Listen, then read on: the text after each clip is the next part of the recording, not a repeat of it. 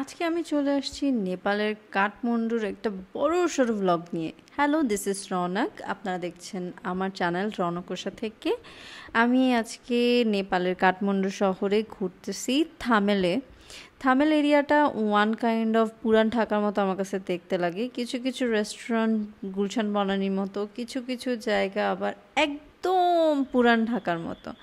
তো এই যে আমি বের হয়ে প্রথমে থালি বা বাংলাদেশি সেট মেনু যেটাকে বলে সেটা খেয়ে নিলাম। চিকেন সেট মেনু ছিল, সবজি, ডাল, ভাত, বাঙালি খাবারও বলতে পারেন, বাট এইভাবে করে ওরা পরিবেশন করে বলে ওরা থালি। তো উপরে ছিল একটুখানি ঘি আর ভাতের পরিমাণ খুবই কম ছিল, যদিও আমি কম খাই দেখে হয়ে গেছিলো। তারপরে রিক্সায় উঠে পড়লাম। রিক্সায় করে আমি আজকে চলে যাব নেপালের গার্ডেন অফ ড্রিমস কাঠমান্ডুতে আছে, সেখানে প্রথমবার নেপালের রিক্সায় উঠলাম, সেই ভালো অনুভূতি ছিল। গার্ডেন অফ ড্রিমসে ঢুকেই দেখলাম সেখানকার টিকিট হচ্ছে 1000 টাকা। তো আমি ভাবলাম এটা ওয়ার্থ ইট কি না আসলে জানি না। তারপর ভাবলাম প্রথম একটা জায়গা, থামেলের এত কাছে, যে দেখি না কেমন হয় বা কেমন দেখতে। তো চ্যাট জিপিটিও বললো গার্ডেন অফ ড্রিমস মোটামুটি সুন্দর আছে। তো যেহেতু আমি দুবাই থেকে ঘুরে টুরে এসেছি, আমার কাছে আসলে গার্ডেন অফ ড্রিমস অত আহামরি সুন্দর লাগেনি। বাংলাদেশের বোটানিক্যাল গার্ডেনটা যদি আরও সুন্দর করে পরিবেশন করা যেত, বোটানিক্যাল গার্ডেন কিন্তু গার্ডেন অফ ড্রিমসের থেকে বেশ সুন্দর আর বেশ বড়। তবে গার্ডেন অফ ড্রিমসটা পরিপাটি করে ফুল দিয়ে সাজানো ছিল, সেটা মানতে হবে। আমাদের যেটা বোটানিক্যাল গার্ডেন সেটা ওরকম সুন্দর করে সাজানো থাকে না। এই যে আমি ঘুরে বেড়াচ্ছিলাম, আমি ঘুরে বেড়াতে বেড়াতে ভাবলাম যে কিছু ক্লিপস নেই, যদিও আমাকে অনেক অদ্ভুত লাগতেছে। আমি জুতার সাথে, খোলা জুতার সাথে মুজো পরেছি।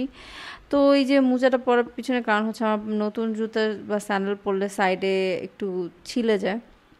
কাঠবিড়ালি এইখানে একটা মূল আকর্ষণ ছিল, যেখানেই যাবেন আপনি কাঠবিড়ালি পাবেন। এই বেগুনি কালার বাগান বিলাসটা আমি প্রথমবার দেখছি, আমার কাছে খুবই ভালো লাগছে। আপনাদের কাছে কেমন লাগতেছে সেটা কিন্তু কমেন্ট সেকশনে আমাকে জানাই দিবেন। আর আমার এত বড় ভিডিওটা আপনাদের কাছে কেমন লাগলো সেটাও কিন্তু জানিয়ে দেবেন। এই ফুলটার নাম কি? আমি তো মনে করছি এটা জিনিয়া ফুল।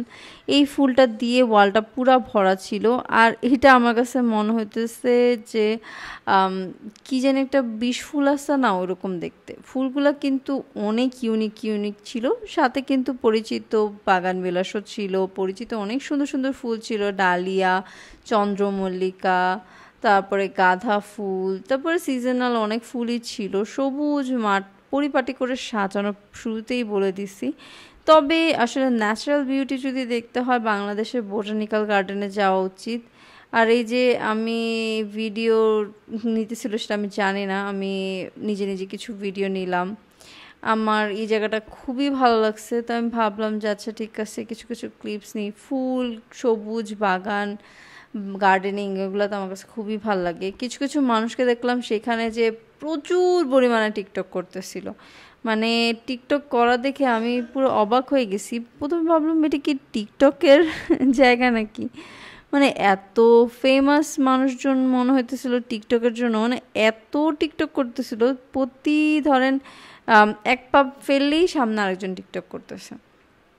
এই ন্যাচারাল ফুলগুলো দেখে আমার কাছে মনে হইতেছিল যে এই যে ড্রিমস আমরা ভাবি, স্বপ্ন আসলে কি? স্বপ্ন তো আসলে এক একজনের কাছে স্বপ্ন এক এক রকম।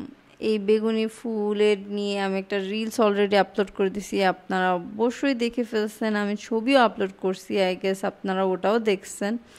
আপনারা কমেন্ট করে জানাবেন আপনাদের কাছে গার্ডেন অফ ড্রিমস কেমন লেগেছে। আমার কাছে তো মোটামুটি ভালোই লেগেছে।